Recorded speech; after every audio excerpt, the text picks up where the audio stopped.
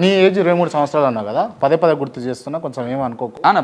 ఇబ్బంది ఏముందన్న, ఉన్నది చెప్తున్నారు కదా. అంతే కదా, రైట్. 23 సంవత్సరాలకు బైక్ ర్యాలీలు అనుకో, ఏనో ఛత్తీస్గఢ్లో చదువుకునే కాడ 500 మందిని జమ చేసి రేవంత్ రెడ్డి వస్తుండు అని అంటే వెల్కమ్లు చెప్పుడు అన్నావు అనుకో, ఇటువంటి ఎందుకు చేయాలని అనిపించింది నీకు? అన్న మేము రాజకీయంలోకి తెలియని ఏజ్లోనే రాజకీయంలోకి వచ్చేసినాం అన్న.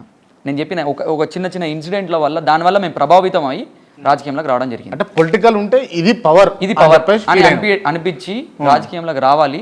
వచ్చిన రాజకీయంలో కూడా ఈ చదువురాని వాళ్ళకంటే, ఈ సబ్జెక్ట్ లేని వాళ్ళకంటే సబ్జెక్ట్ ఉన్నోడు, మాట్లాడగలిగినోడు, లేకపోతే అందులో ఒక గిరిజనుడు, నేను ఒక లంబాడని అన్న, నేను ఒక లంబాడి బిడ్డని, నాలాంటి వాళ్ళు రాజకీయంలోకి రావడానికి అవకాశం లేదు, ఇట్లాంటి వాళ్ళని రానియొద్దు, ఇట్లాంటి అంటే డబ్బులు ఉండాలి, కమర్షియల్గా అయిపోయిన రాజకీయంలోకి నాలాంటి వాడు ఎట్లా ఉంటుందో చూపించడం కోసం నేను రాజకీయంలో. ఏం చూపిస్తావు అభిషేక్?